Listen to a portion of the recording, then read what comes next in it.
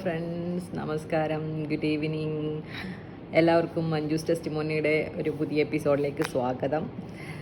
I am extremely sorry for not posting videos for the last 11 months. I was little bit busy. കുറച്ച് family കാര്യങ്ങളൊക്കെ ഉണ്ടായിരുന്നു. പിന്നെ പ്രോസസ്സിങ്ങിൻ്റേതായിട്ടുള്ള കുറച്ച് ഡിലേയ്സൊക്കെ വന്നു. പിന്നെ കുറച്ചൊരു മടിയുണ്ടായിരുന്നു. അതൊക്കെ കൊണ്ടാണ് വീഡിയോസൊന്നും പോസ്റ്റ് ചെയ്യാതിരുന്നത്. പക്ഷേ ഇനി തൊട്ട് നമ്മൾ വീഡിയോസ് എല്ലാം പോസ്റ്റ് ചെയ്യാൻ ഡിസൈഡ് ചെയ്തിട്ടുണ്ട്. I will try to post videos on every Fridays. So please keep on watching and stay tuned to my channel. ഞാൻ ഓൾറെഡി OET റീഡിങ്ങിനെ പറ്റിയും ലിസണിങ് സ്പീക്കിങ്ങിനെ പറ്റിയൊക്കെയുള്ള വീഡിയോസ് ഇട്ടിട്ടുണ്ട്. അപ്പം അത് കാണാത്ത ആൾക്കാർ അത് പോയിട്ട് കാണുക. നിങ്ങൾക്ക് ബിഗിനേഴ്സിനുള്ള വീഡിയോസാണത്. അപ്പം ഒരു ബിഗിനേഴ്സിന് ഒരു ബേസിക് ഐഡിയ കിട്ടാനായിട്ട് ഈ വീഡിയോസ് എല്ലാം നിങ്ങൾക്ക് ഹെൽപ്ഫുൾ ആയിരിക്കും. അപ്പോൾ ഇന്ന് നമ്മൾ സംസാരിക്കാൻ പോകുന്നത് ശരിക്കും OET റൈറ്റിങ്ങിനെ പറ്റിയാണ്. എനിക്ക് അന്ന് അതിൻ്റെ വീഡിയോ ചെയ്യാനൊത്തില്ല. അപ്പോൾ അതുകൊണ്ട് ഇന്ന് നമ്മൾ OET റൈറ്റിങ്ങിനെ പറ്റിയാണ് സംസാരിക്കാൻ പോകുന്നത്. ഓക്കെ, നമ്മൾ ഈ OET റൈറ്റിംഗ് മൊഡ്യൂളിലൊക്കെ കടക്കുന്നതിന് മുമ്പായിട്ട് നമ്മൾ അതിൻ്റെ ഇവാലുവേഷൻ ക്രൈറ്റീരിയ അറിഞ്ഞിരിക്കണം. അല്ല, ഇവാലുവേഷൻ ക്രൈറ്റീരിയ അറിഞ്ഞിരുന്നാൽ മാത്രമേ നമ്മൾക്ക് ആ ഒരു ഇവാലുവേഷൻ ക്രൈറ്റീരിയ ഫോക്കസ് ചെയ്ത് നമുക്ക് പഠിക്കാനാവത്തുള്ളൂ. ഇവാലുവേഷൻ ക്രൈറ്റീരിയയിൽ നമുക്ക് മെയിനായിട്ടും 6 പോയിൻറ്റ്സ് ആണുള്ളത്. 6 പോയിൻറ്റ്സ് കേട്ടോ. അതിൽ ഫസ്റ്റ് പോയിൻ്റ് എന്ന് പറയുന്നത് purpose, second point content, then third point conciseness and clarity, then fourth point is genre and style, fifth point is organization and layout, and the last and sixth point is language. Okay, നമുക്ക് ഓരോന്നും നോക്കാം. Content ആദ്യം first one purpose ആണ്. പർപ്പസിൽ നമ്മൾ എന്താണ്, നമ്മുടെ reader ആരാന്ന് മനസ്സിലാക്കിയിരിക്കുക. ഈ റീഡർക്ക് നമ്മൾ എന്തിനു വേണ്ടിയിട്ടാണ് എഴുതുന്നത്, for what to write and why to write. അതായത് നമ്മൾ എന്താണ് എഴുതുന്നത്, എന്തുകൊണ്ട് എഴുതുന്നു, അല്ലെങ്കിൽ ഈ പേഷ്യൻറ്റിന് എന്തിനാണ് അങ്ങോട്ട് വിടുന്നത്, ഈ പേഷ്യൻറ്റിന് നിങ്ങൾ കൊടുക്കുന്ന കെയർ എന്തുകൊണ്ട് ഈ പേഷ്യൻറ്റിന് ആവശ്യം, for what and why, what to do and why to do. ഇതാണ് നമ്മൾ പർപ്പസിൽ മെയിനായിട്ട് വേണ്ടത്. അത് പർപ്പസ് എന്ന് പറയുമ്പോഴത്തേക്ക് it should be apparently clear ആയിരിക്കണം, കൺസൈസ്ഡ് ആയിരിക്കണം. അപ്പോൾ നമ്മൾ പർപ്പസ് ഒരുപാട് വലിച്ചു നീട്ടി എഴുതാൻ പാടില്ല, വളരെ കൺസൈസ് ആയിരിക്കണം, പക്ഷേ അപ്പാരൻ്റ്ലി ക്ലിയർ ആയിരിക്കണം. ഒറ്റ നോട്ടത്തിൽ തന്നെ നമ്മുടെ റീഡർക്ക് നമ്മൾ എന്താണ് ഉദ്ദേശിക്കുന്നത്, ആ പേഷ്യന് വേണ്ടിയിട്ട് ഈ റീഡർ എന്താണ് ചെയ്യേണ്ടത് എന്നുള്ളത് പർപ്പസിൽ നിന്ന് തന്നെ റീഡർക്ക് വ്യക്തമായിരിക്കണം. ഈ രണ്ട് കാര്യങ്ങൾ നമുക്ക് സാധിച്ചെടുക്കുകയാണെങ്കിൽ നമ്മുടെ പർപ്പസ് ഓക്കെയാണ്. അപ്പം ചില ഇൻസ്റ്റിറ്റ്യൂഷനുകളിലൊക്കെ പഠിപ്പിക്കുന്നുണ്ട്, അതിനകത്ത് ഡയഗ്നോസിസ് വേണം, പിന്നെ നമ്മുടെ ഡിസ്ചാർജ് ഡേറ്റ് വേണം, പിന്നെ എന്താ ചെയ്യേണ്ടതെന്ന് വേണം, പിന്നെ അങ്ങനെ അവർ കുറച്ച് ഒരു ഇക്വേഷൻ തന്നിട്ടുണ്ട്. ആ ഇക്വേഷൻ വെച്ചിട്ടാണ് മിക്കവരും പർപ്പസ് എഴുതുന്നത്. പക്ഷേ നമ്മൾ ഈ ഒരു ഇക്വേഷനൊക്കെ കാണാതെ പഠിച്ച് എഴുതുന്നതിനേക്കാൾ കൂടുതൽ നമ്മൾ അണ്ടർസ്റ്റാൻഡ് ചെയ്തിരിക്കേണ്ട ഒരു കാര്യം എന്ന് പറഞ്ഞു കഴിഞ്ഞാൽ purpose should be apparently clear and it should be concised. So apparently clear എന്ന് പറയുന്ന ആ ഒരു വേർഡിൽ തന്നെ ഉണ്ട് ആ പർപ്പസിൻ്റെ നീഡ്, പർപ്പസിൽ എന്താണ് ഉദ്ദേശിക്കുന്നത് എന്നുള്ളത്. അപ്പം പർപ്പസ് എഴുതുമ്പോഴത്തേക്ക് നിങ്ങൾ വളരെ കൺസൈസ് ആയിട്ട് എഴുതാൻ നോക്കുക, ക്ലിയർ ആയിട്ട് എഴുതാൻ നോക്കുക, എല്ലാ കാര്യങ്ങളും ഉൾപ്പെടുത്തി റീഡർക്ക് വ്യക്തമായിട്ടുള്ള രീതിയിൽ പർപ്പസ് എഴുതാനായിട്ട് ശ്രമിക്കണം. ഓക്കെ, രണ്ടാമത്തെ പോയിന്റ് എന്ന് പറയുന്നത് കണ്ടൻറ്റാണ്. കോണ്ടന്റ് എന്ന് പറയുമ്പോഴത്തേക്ക് നമ്മുടെ ഈ റൈറ്റിംഗ് ടാസ്ക് നോക്കിക്കഴിഞ്ഞാൽ അതിനകത്ത് ഒരുപാട് കാര്യങ്ങളുണ്ടല്ലേ. നമുക്ക് നെസസറി ആയിട്ടുള്ള ഇൻഫർമേഷൻ ഉണ്ട്, റെലവൻറ്റും ഇറലവൻറ്റും ആയിട്ടുള്ള ഇൻഫർമേഷൻ ഉണ്ട്. നമുക്ക് ചിലതൊക്കെ കണ്ടു കഴിഞ്ഞാൽ ഇതൊക്കെ ശരിക്കും ഇതിനകത്ത് എഴുതേണ്ടതാണെന്ന് തോന്നും, അത്ര ഇമ്പോർട്ടൻ്റ് ആയിട്ടുള്ള കാര്യങ്ങളാണെന്ന് നമുക്ക് തോന്നും. പക്ഷേ നമ്മുടെ റീഡർ ആരാന്നനുസരിച്ച് ഇതിൻ്റെ റെലവൻസി വ്യത്യാസപ്പെട്ടുകൊണ്ടിരിക്കും. അതായത് ഇപ്പോൾ നമ്മുടെ ഒരു GPക്ക് എഴുതുന്ന കാര്യം, അതായത് GPക്ക് എഴുതുമ്പോഴത്തേക്ക് അവരുടെ ക്ലിനിക്കൽ കാര്യങ്ങളൊക്കെ വളരെ ഇമ്പോർട്ടൻ്റ് ആണെങ്കിൽ ഒരു സോഷ്യൽ വർക്കർക്ക് എഴുതുമ്പോഴത്തേക്ക് ക്ലിനിക്കൽ കാര്യങ്ങളൊന്നും ഒട്ടും ഇമ്പോർട്ടൻ്റ് അല്ല അല്ലേ.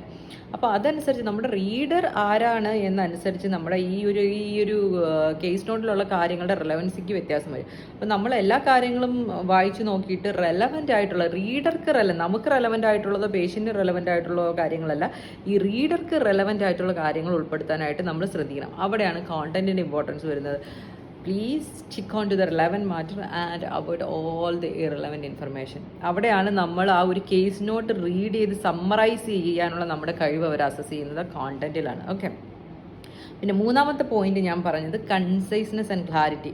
കൺസൈസ്നെസ് ആൻഡ് ക്ലാരിറ്റിയിൽ വരുന്നതും ഇതൊക്കെ തന്നെയാണ്. ഈ relevant and irrelevant information omit ചെയ്യുക, റെലവൻ്റ് ആയിട്ടുള്ള ഇൻഫർമേഷൻ മാത്രം എടുത്ത് എഴുതുക.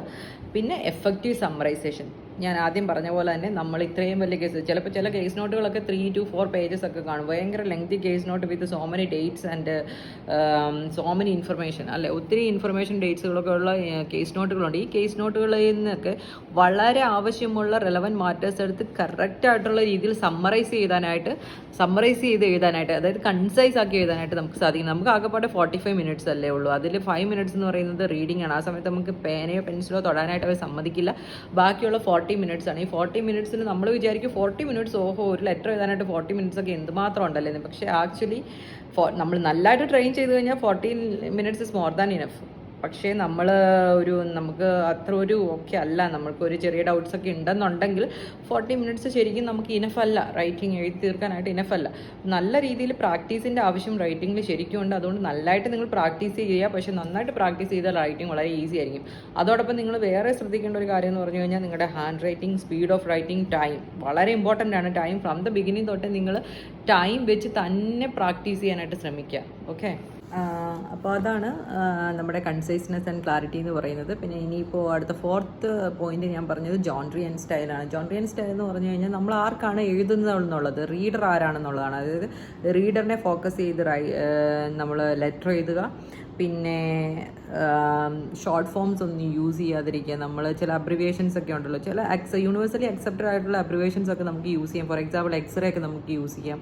അതുപോലെ HIV, പിന്നെ അങ്ങനെ കുറച്ച് യൂണിവേഴ്സിറ്റി അക്സെപ്റ്റ് അബ്രിവേഷൻസ് യൂസ് ചെയ്യാം. എന്നിരുന്നാൽ പോലും ഞാൻ പഠിച്ച ഇൻസ്റ്റിറ്റ്യൂഷനിൽ എന്നോട് പറഞ്ഞിരുന്നത് കംപ്ലീറ്റ് ആയിട്ട് എഴുതണം എന്നുള്ളതാണ്. പക്ഷേ അങ്ങനെയല്ല, നിങ്ങൾക്ക് ചില യൂണിവേഴ്സിറ്റി അക്സെപ്റ്റ് ആയിട്ടുള്ള അബ്രിവേഷൻസ് യൂസ് ചെയ്യാം. It's okay.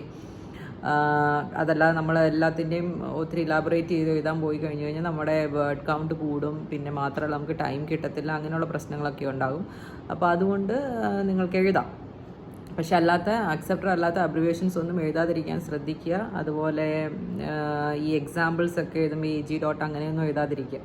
ഓക്കെ, പിന്നെ ഉള്ളതെന്ന് പറഞ്ഞു കഴിഞ്ഞാൽ കീ ഇൻഫർമേഷൻ എല്ലാം ഹൈലൈറ്റ് ചെയ്യണം. അതായത് നമ്മൾ it is important to notice that it is indispensable for the patient എന്നൊക്കെ പറഞ്ഞിട്ട് നമ്മൾ കീ ഇൻഫർമേഷൻ നമ്മൾ ഹൈലൈറ്റ് ചെയ്യാനുള്ള നമ്മുടെ ഇതുപോലെയുള്ള സിഗ്നിഫിക്കൻറ്റ്, വെരി ഇമ്പോർട്ടൻറ്റ്, ഇൻഡിസ്പെൻസിബിൾ, അങ്ങനെയുള്ള കുറച്ച് നമ്മുടെ മേജറായിട്ട് ചെയ്യേണ്ടത്, എസ്പെഷ്യലി ഡിസ്ചാർജ് നോട്ടിലൊക്കെയാണ് വരുന്നത്. ഡിസ്ചാർജ് നോട്ടിൽ നമ്മൾ കീ ഇൻഫർമേഷൻ ഹൈലൈറ്റ് ചെയ്യാനായിട്ട് പ്രത്യേകം ശ്രദ്ധിക്കാം.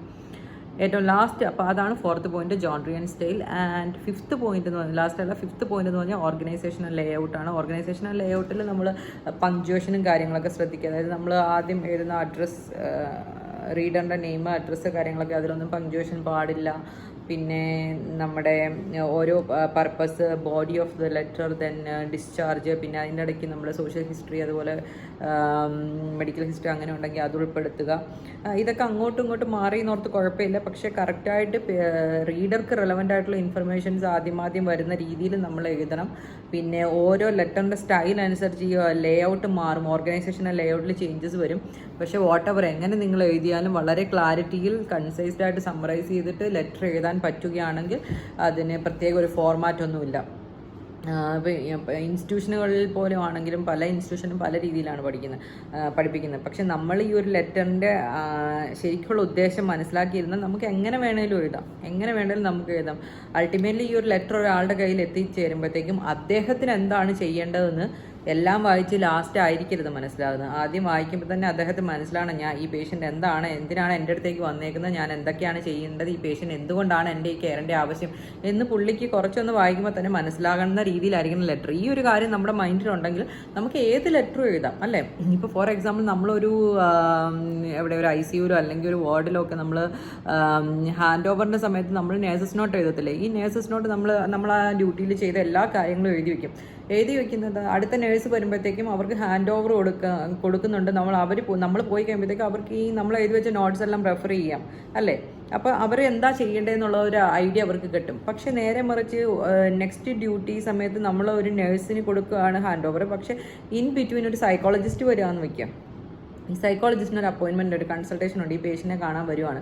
നമ്മൾ എഴുതി വെച്ച നഴ്സസ് നോട്ട് മൊത്തം വായിച്ചുകൊണ്ട് അദ്ദേഹത്തിന് എന്തെങ്കിലും ഒരു ബെനിഫിറ്റ് ഉണ്ടാവും, അല്ലെങ്കിൽ അദ്ദേഹം ആ പേഷ്യൻ്റ് എന്താ ചെയ്യേണ്ടതെന്ന് എന്തെങ്കിലും മനസ്സിലാവും? ഇല്ല, അല്ലേ?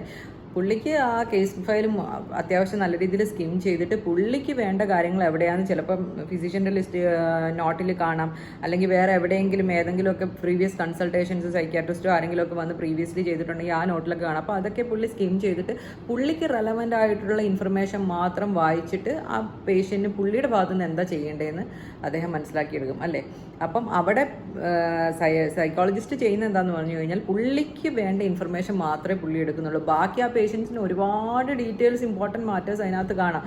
വെന്റിലേറ്റർസ് പ്രൊവൈഡ് ചെയ്തതിൻ്റെ ഡീറ്റെയിൽസ് കാണാം, അതുപോലെ എന്തെങ്കിലും ക്രിട്ടിക്കൽ റിസൾട്ടുകൾ ഉണ്ടാകും. പക്ഷെ അതൊന്നും സൈക്കോളജിസ്റ്റിനെ സംബന്ധിച്ചിടത്തോളം റെലവൻ്റ് അല്ല. അപ്പോൾ അതുപോലെ തന്നെയാണ് OET റൈറ്റിങ്ങിന് നമ്മുടെ റീഡർ അനുസരിച്ച് നമ്മുടെ കണ്ടന്റിൻ്റെ റെലവൻസി മാറും. നമ്മൾ പല റീഡേഴ്സിന് ലെറ്റേഴ്സ് വരാറുണ്ട്. ഫോർ എക്സാമ്പിൾ GPക്ക് വരാറുണ്ട്, നേഴ്സിന് വരാറുണ്ട്, കമ്മ്യൂണിറ്റി ഹെൽത്ത് നേഴ്സിന് വരാറുണ്ട്, അതുപോലെ സ്കൂൾ ഹെൽത്ത് നേഴ്സിന് വരാറുണ്ട്, സോഷ്യൽ വർക്കർക്ക് വരാറുണ്ട്, ഓക്യുപ്പേഷണൽ തെറാപ്പിസ്റ്റിന് വരാറുണ്ട്. അങ്ങനെ ഓൾമോസ്റ്റ് എല്ലാ അലൈഡ് ഹെൽത്തിനും വരാറുണ്ട്. ഓൾമോസ്റ്റ് ഹെൽത്ത് കെയർ സെറ്റിങ്സിലുള്ള എല്ലാവർക്കും തന്നെ ലെറ്റർ ഞാൻ കണ്ടിട്ടുണ്ട്. ഈവൻ മ്യൂസിക് തെറാപ്പിസ്റ്റിന് വരെ ലെറ്ററുകൾ നമുക്ക് വന്ന് കണ്ടിട്ടുണ്ട്. അപ്പോൾ അതുകൊണ്ട് ഡിപ്പെൻസ് ഓൺ ദ റീഡർ ലെറ്ററിൻ്റെ കണ്ടൻറ്റ് മാറിയിരിക്കും. അപ്പോൾ അത് നിങ്ങൾ വളരെയധികം ശ്രദ്ധിക്കണം. അപ്പോൾ അതാണ് ഓർഗനൈസേഷൻ ലേഔട്ട് എന്ന് പറയുന്നത്. അപ്പോൾ പങ്ക്ച്വേഷൻസിൻ്റെ കാര്യങ്ങളിലൊക്കെ ശ്രദ്ധിക്കുക, ലേഔട്ട് കൃത്യമായിട്ട് ചെയ്യുക. ഇനി ഏറ്റവും ലാസ്റ്റ് എന്ന് പറയുന്നത് നമ്മുടെ ലാംഗ്വേജാണ്. ലാംഗ്വേജിൽ നിങ്ങൾക്കറിയാവുന്ന പോലെ തന്നെ നമ്മുടെ വൊക്കാബ്സ്, ഗ്രാമർ, ദെൻ നമ്മുടെ എന്താണ് പങ്ക്ച്വേഷൻസ്, സ്പെല്ലിംഗ് ഒക്കെ വളരെ കറക്റ്റ് ആയിരിക്കണം, മിസ്റ്റേക്സ് ഒന്നും വരാൻ പാടില്ല. അതുപോലെ ഗ്രാമർ, OET ഗ്രാമർ എന്ന് പറയുമ്പോഴത്തേക്കും ചില ആൾക്കാരൊക്കെ OET ബേസ്ഡ് ആയിട്ട് കുറച്ച് ഗ്രാമർ, മൊത്തം ഗ്രാമറൊന്നും നമുക്ക് OETയിൽ ആവശ്യമില്ല, കുറച്ച് ഗ്രാമറായിട്ട് പഠിക്കും. പക്ഷേ എന്നാലും നിങ്ങൾക്ക് അത്യാവശ്യം നല്ലൊരു ബേസിക് ഗ്രാമർ ഉണ്ടെങ്കിൽ OET ലെറ്റർ വളരെ ഈസി ആയിരിക്കും. ഒരു ഗ്രാമറിൻ്റെ കാര്യത്തിൽ നിങ്ങൾക്ക് ടെൻഷൻ അടിക്കേണ്ടി വരത്തില്ല. അപ്പം നിങ്ങൾ OET റൈറ്റിങ്ങിന് ശരിക്കും പറഞ്ഞു കഴിഞ്ഞാൽ ഗ്രാമർ നല്ല രീതിയിൽ നമ്മൾ പഠിക്കേണ്ടതുണ്ട്. നമുക്കൊരു ബേസിക് ഗ്രാമർ ഉണ്ടെങ്കിൽ നമുക്കൊരു കൺഫ്യൂഷൻ വരത്തില്ല. അതല്ല നിങ്ങൾ സമയമൊന്നുമില്ല OET റൈറ്റിങ്ങിൽ മാത്രം ഫോക്കസ് ചെയ്യുകയാണെങ്കിൽ നിങ്ങൾക്ക് OET റൈറ്റിങ്ങിൽ റെലവൻ്റ് ആയിട്ടുള്ള ഗ്രാമർ മാത്രം പഠിക്കുക. ഞാൻ ഒന്നുകൂടി ഒന്ന് സമ്മറൈസ് ചെയ്യാം. നമ്മുടെ OET റൈറ്റിങ്ങിൻ്റെ ഇവാലുവേഷൻ ക്രൈറ്റീരിയയെ പറ്റിയാണ് നമ്മൾ ഈ ഒരു വീഡിയോയിൽ പറഞ്ഞു വന്നുകൊണ്ടിരുന്നത്. അപ്പോൾ ആദ്യത്തെ എന്ന് പറഞ്ഞു കഴിഞ്ഞാൽ പർപ്പസാണ്, രണ്ടാമത്തെ കണ്ടൻ്റ് ആണ്, മൂന്നാമത്തെ കൺസൈസ്നെസ് ആൻഡ് ക്ലാരിറ്റി, നാലാമത്തെ ജോൺറി ആൻഡ് സ്റ്റൈൽ, അഞ്ചാമത്തെ organisation layout, and the last one is language. ഇതെല്ലാം നിങ്ങൾ റൈറ്റിംഗ് പഠിക്കാൻ തുടങ്ങുമ്പം ഈ ഒരു ഇവാലുവേഷൻ ക്രൈറ്റീരിയ മനസ്സിൽ വെച്ചിട്ട് നിങ്ങൾ ചെയ്യുന്ന റൈറ്റിംഗ് ഓരോ ഇവാലുവേഷൻ ക്രൈറ്റീരിയയും ബേസ് ചെയ്താണോ എന്ന് നിങ്ങൾ വിലയിരുത്തണം. ഇതിലേതെങ്കിലും ഈ ഓരോ പോയിൻറ്റ്സിനുമാണ് മാർക്ക് വരുന്നത്. മനസ്സിലായി? ഇതിൻ്റെ മാർക്ക് സിസ്റ്റം നിങ്ങൾക്ക് ഗൂഗിളിൽ സെർച്ച് ചെയ്താലോ OET.com കയറിയിട്ടുണ്ടെങ്കിൽ ഇതിൻ്റെ PDF കിട്ടും. അത് ഡൗൺലോഡ് ചെയ്ത് വെച്ചേക്കുക. അത് ഡൗൺലോഡ് ചെയ്ത് വെച്ചിട്ട് നിങ്ങളുടെ ട്യൂട്ടേഴ്സൊക്കെ നിങ്ങളുടെ റൈറ്റിംഗ് കറക്റ്റ് ചെയ്യുമ്പോഴത്തേക്ക് നിങ്ങൾക്ക് കൃത്യമായിട്ട് ചോദിക്കാം ഓരോ പോയിൻറ്റിന് നിങ്ങൾക്ക് എത്രയാണ് സ്കോർ വന്നേക്കുന്നത്, ഏത് ഭാഗത്താണ്, ഏത് പാർട്ടിലാണ് നിങ്ങൾ ഇമ്പ്രൂവ്മെൻറ്റ് വരുത്തുന്നത്, എവിടെയാണ് നിങ്ങൾ ഓക്കെ ആയിട്ടുള്ളതെന്നൊക്കെ നിങ്ങൾക്ക് സ്വയം അനലൈസ് ചെയ്യാനായിട്ട് സാധിക്കും. എപ്പോഴും നിങ്ങൾ റൈറ്റിംഗ് ഇവാലുവേഷൻ ക്രൈറ്റീരിയ വെച്ചിട്ട് മാത്രം ഫോക്കസ് ചെയ്ത് പഠിക്കാം.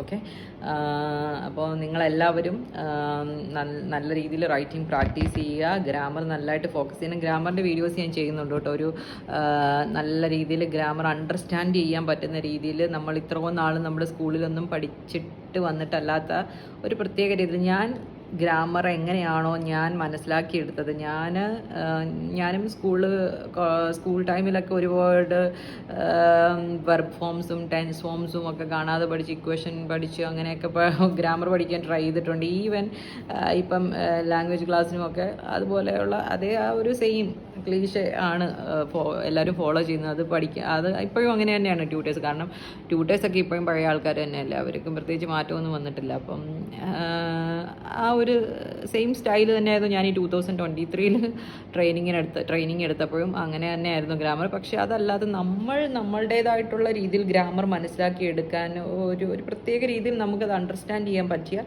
നമുക്ക് പെട്ടെന്ന് ഈ ഗ്രാമർ കത്തും. അപ്പോൾ അങ്ങനെ ഒരു രീതി ഞാൻ എന്നെ തന്നെ പഠിപ്പിച്ച ഒരു രീതിയുണ്ട് ഗ്രാമറിൻ്റെ. അത് ഞാൻ വരുന്ന ദിവസങ്ങളിൽ വീഡിയോ ആയിട്ട് നിങ്ങൾക്ക് ചെയ്തു തരുന്നതായിരിക്കും. അപ്പോൾ ഞാൻ നെക്സ്റ്റ് ഫ്രൈഡേ ഗ്രാമറിൻ്റെ ഒരു വീഡിയോ ചെയ്യുന്നുണ്ട്. അപ്പം എല്ലാവരും